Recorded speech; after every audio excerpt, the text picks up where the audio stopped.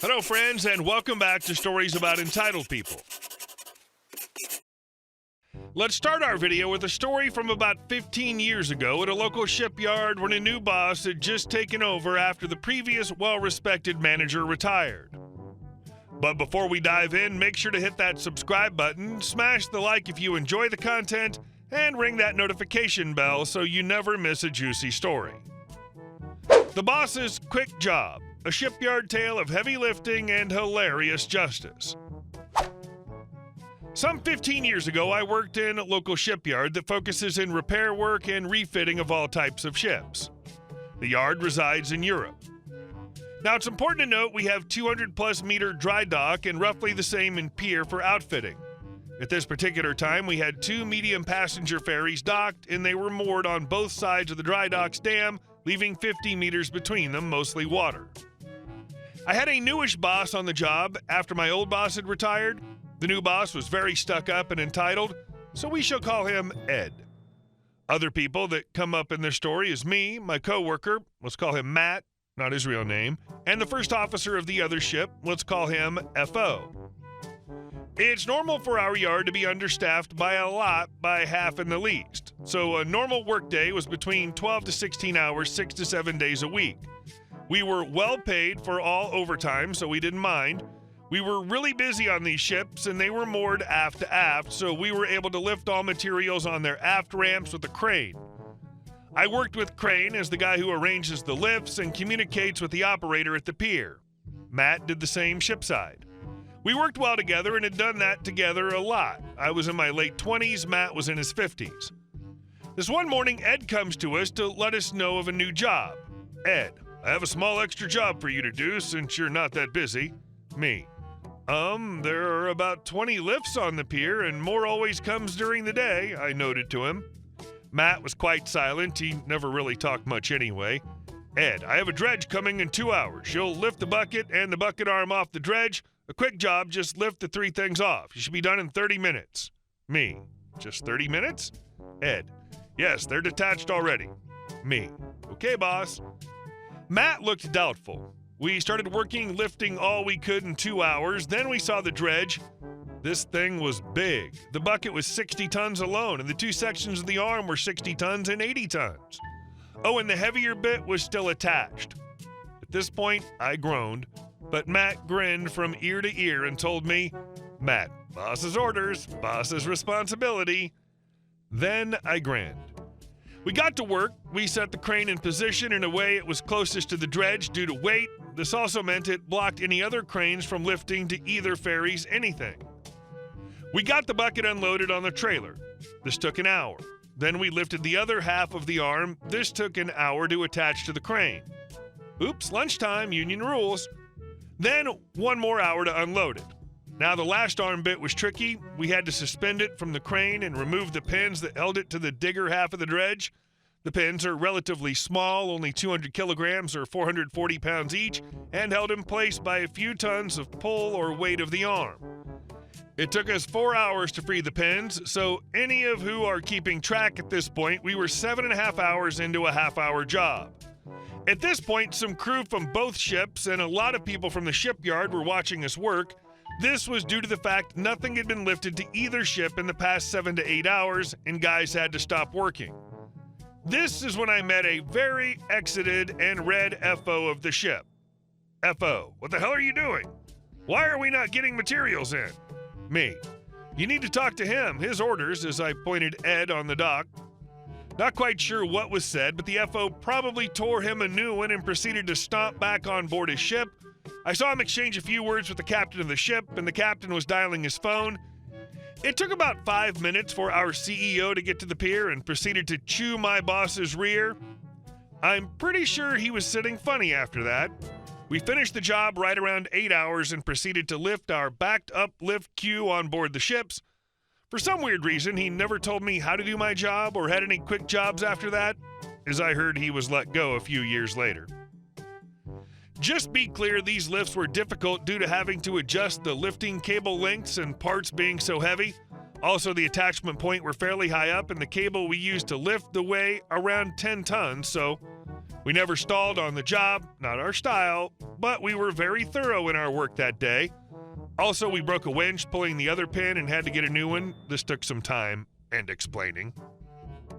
It's just a quick job, said no one who actually knows what they're doing ever. And our second story. Food allergy charity doesn't want to pay their bills? Enjoy a nutty party. I work in a food catering place which can fulfill allergy-free requests. We have the expertise and care not to include allergic food, either as a hidden ingredient or by accidentally sharing contaminated utensils and pans while cooking. In our experience, the four most common allergies are peanuts, tree nuts, eggs, and milk. Cooking meals without these four ingredients will usually satisfy everyone at an event. We had a new client, a food allergy advocacy group. They ordered a large catering last month and didn't pay us cents. We were out of pocket $2,000 and were considering legal action. This charity had the nerve to place another order with us, but this time a smaller one costing $450. The group asked for the meals to be nut-free vegan instead of nut, egg, milk-free, as this would ensure them a peanut, tree nut, egg, and milk-free event for cheaper, as they would avoid our additional allergy-free preparation fees. This was reckless behavior from the advocacy group, as the party attendees were most likely anaphylactic to milk and egg.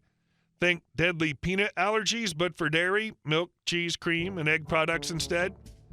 Had we not known they were a food allergy charity, then we would not have taken as much care in ensuring the meals were egg, dairy-free and would have just focused on the nut-free angle instead. There was one important thing the charity forgot. It's now possible to buy dairy, which is made from lab-grown milk from yeast. The protein's identical to milk, but is technically vegan. We cooked all the meals with this lab-grown dairy and loaded it in the van. Upon arriving to the function hall, we informed the charity organizers that the meals had lab-grown dairy in them. The charity owners started blasting off on how it was meant to be dairy-free, and how they have people deathly allergic to milk in the event.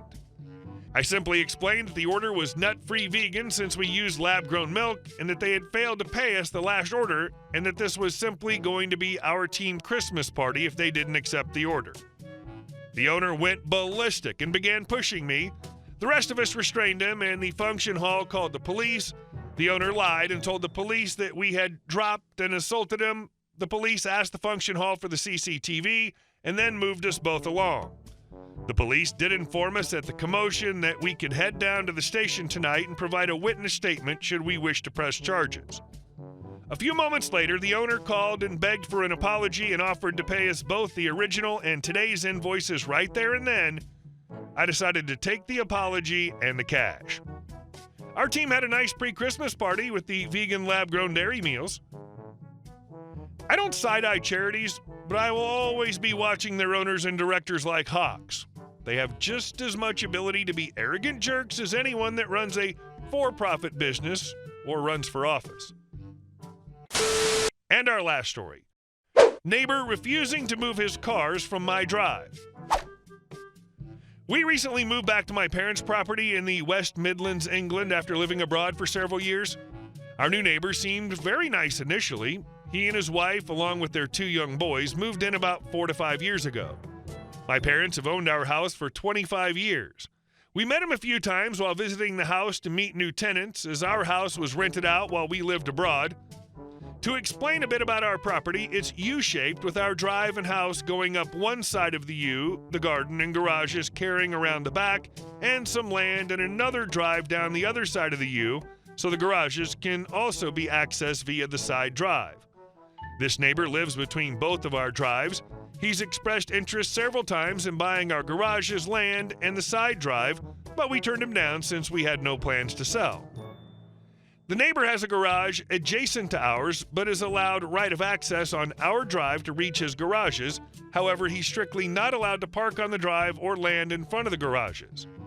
During our occasional visits to the house over the years, we noticed his cars being parked on the land. He'd brush it off, saying he was just dropping something off at the garage and was on his way out. We didn't think much of it at the time. However, now that we've moved back, a year ago to be exact, we've noticed that he parks there all the time and has even put up some sheds. We politely requested him to remove his vehicles, reminding him that he only has the right of access, not the right to park. There was some back and forth where he played the helpless guy, claiming he couldn't park in his garages as they were being used for storage and he had nowhere else to park. He admitted he had stretched this luxury for far too long while we were abroad.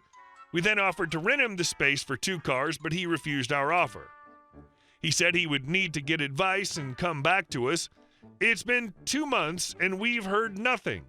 Meanwhile, he started parking around 4 to 5 cars on the land, and we suspect he's been inviting nearby friends to park as well.